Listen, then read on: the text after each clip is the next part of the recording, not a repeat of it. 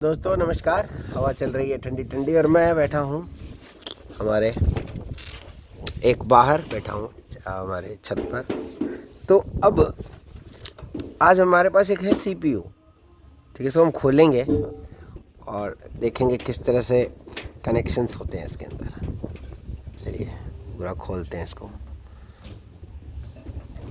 एक स्क्रू मैं खोल चुका हूँ, दूसरा स्क्रू जो है खोलते हैं इसका। कुछ इस तरह के स्क्रू होते हैं, पकड़ने में बड़े आसान होते हैं ये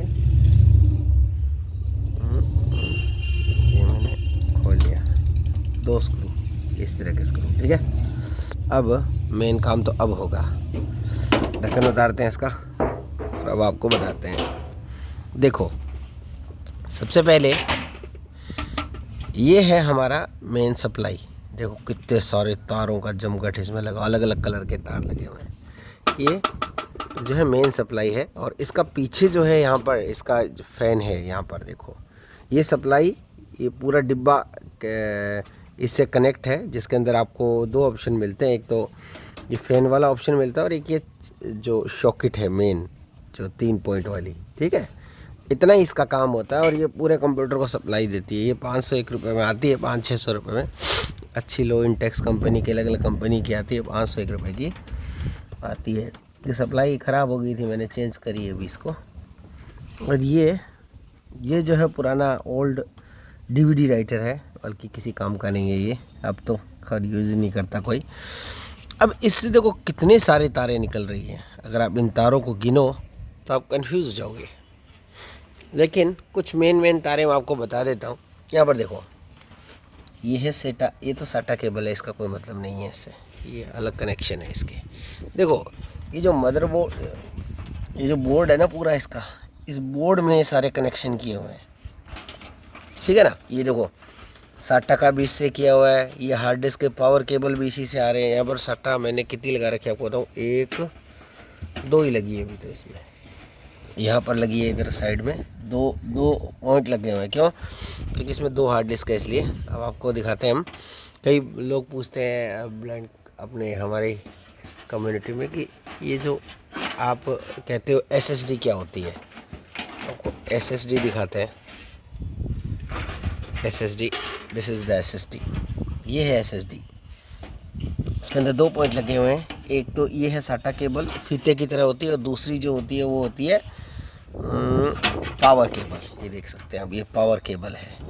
अब इसके अंदर कितने वायर हैं आपको देख लेते हैं। 1 2 3 4 4 वायर हैं इसके अंदर आपके। इस 4 वायर बने हुए हैं और कुछ इस तरह की होती है। इसको अगर निकालो बाहर तो, एक मिनट,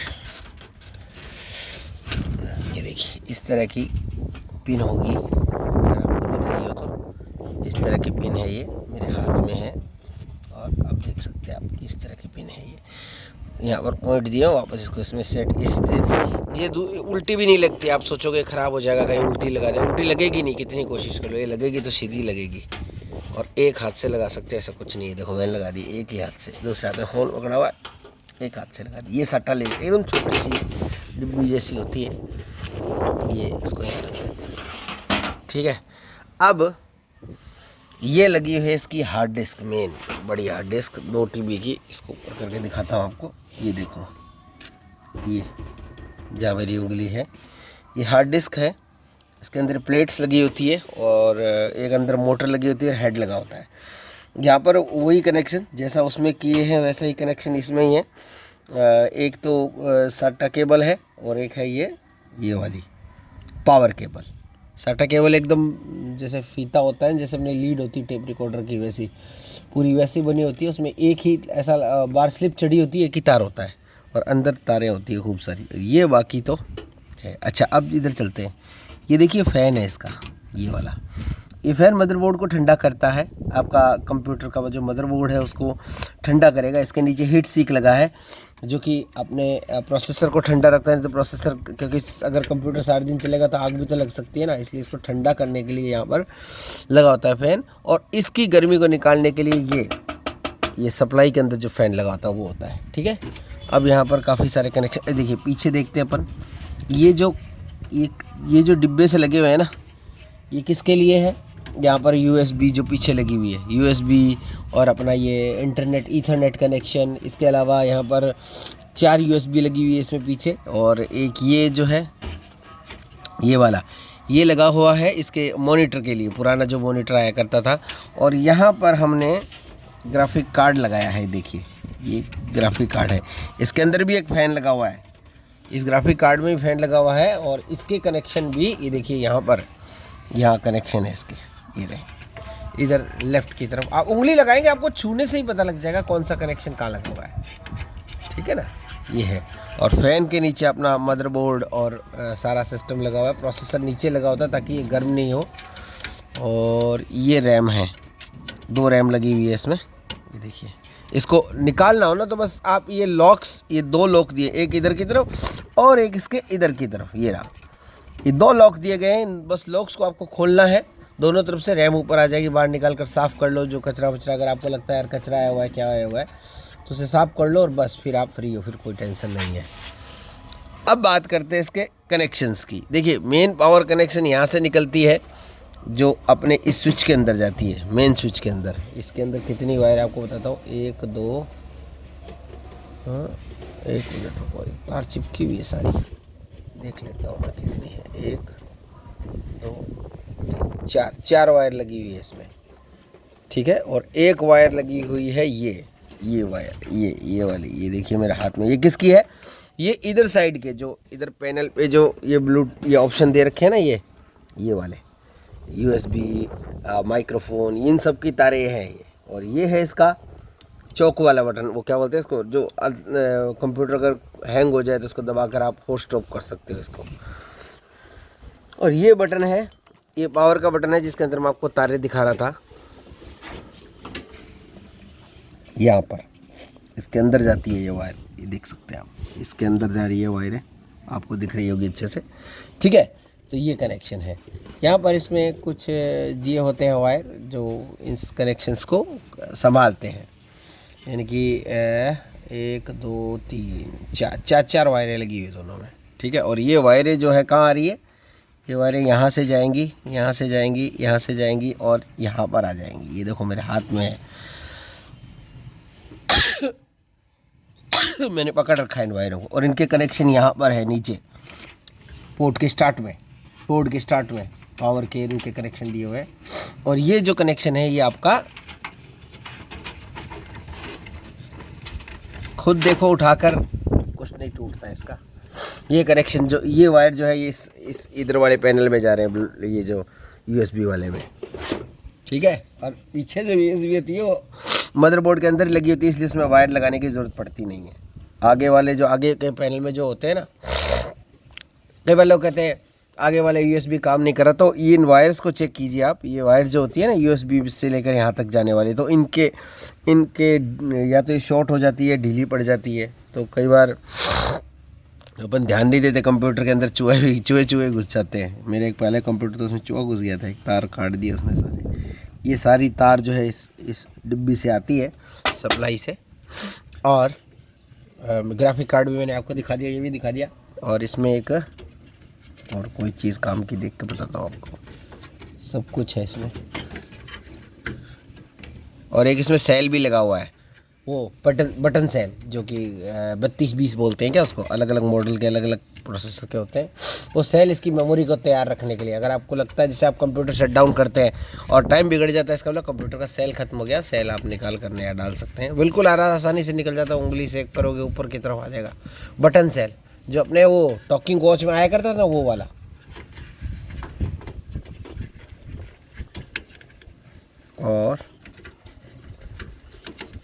और देखते हैं कुछ काम की चीज़ आपको बताने के लिए। बाकी से सारे कनेक्शन मैंने आपको बता ही दिए। और रैम इस तरह की होती है, रैम मैंने आपको दिखाई थी उस दिन भी अपने पहले वीडियो में। 2 रैम लगी हुई है, इनको बस बाहर निकालने के लिए आपको इस बटन को एक बार दबा देना है। ये देखो ये बाहर आ जाएगी रैम, ये रही, ये रैम बाहर आ गई, ठीक है। जैसे निकाली, देखो नीचे ये पॉइंट दिए हुए हैं, इसमें उल्टी लगाओगे तो लगेगी नहीं, कितनी कोशिश कर लो ये सीधी लगेगी। ये देखो ऐसे लगेगी, नीचे कट लगा हुआ है रैम में, उंगली से छूओगे तब आपको पता लगेगा। इसको वापस अपन लगा देते हैं। मैं सारा काम एक हाथ से कर रहा हूँ, देखो ऐसा कुछ भी डरने की ज़रूरत नहीं है इसमें। कुछ भी ख़राब नहीं होगा इस कंप्यूटर का। और ख़राब होगा तो ख़राब कुछ होता नहीं है, कोई वायर इधर उधर हिल जाए तो अपन ठीक कर सकते हैं, ऐसे समझ आ जाती है अपन। जब देखो ये लग गई रैम, लॉक अपने आप ही लग जाता है जैसे ये लगाते हो इसको। ये देखो नहीं, अगर लगता है नहीं लगा तो फिर लगा लो आप। ये लो लॉक, टक की आवाज़ आएगी। ये देखो टक की आवाज़ आई ना, तो ये रैम फिट हो गई इसके अंदर। और दूसरी रैम भी इसी तरह निकलेगी, तो इसी तरह लग जाएगी। पहले बस आपको लॉक खोलना है, साइड में करना है दोनों लॉक्स को। रैम को सरफेस में लगाने के बाद थोड़ा सा दबाना है, अपने आप लॉक ऊपर आ जाएगा, बंद हो जाएगी। ठीक है, तो ये है कंप्यूटर का विश्लेषण, अंदर क्या होता है कंप्यूटर, मैंने आपको सब दिखाया। और छोटी मोटी जैसे कई बार कंप्यूटर चलते बंद हो जाए या बार बार स्टॉप हो तो आप रैम निकाल कर सही कर सकते हैं। हम लोग क्या कंप्यूटर को फॉर्मेट करने लगते हैं, फॉर्मेट नहीं करना चाहिए।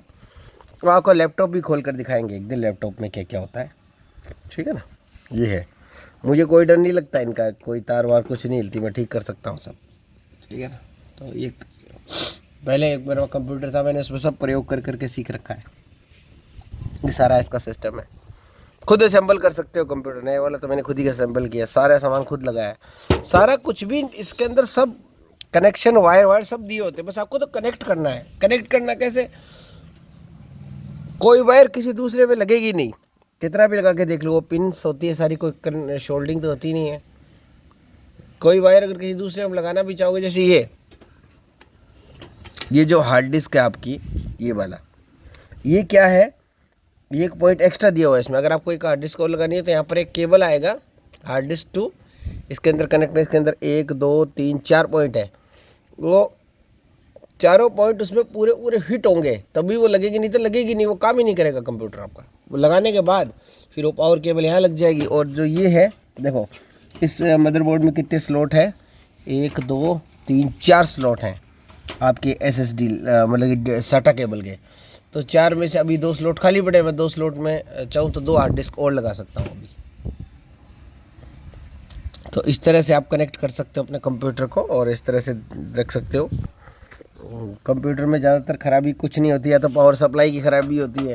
कंप्यूटर अपने आप ही बंद हो रहा है, चलते चलते स्टॉप हुआ जा रहा है रैम साफ़ करने के बाद भी, तो इसका मतलब ये है कि आपकी सप्लाई ख़राब है, ये वोल्ट पूरे नहीं दे रही है आपको।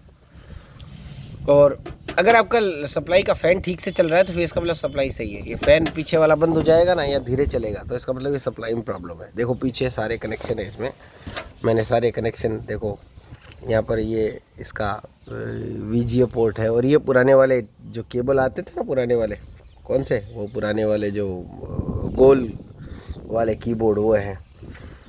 यहाँ पर वो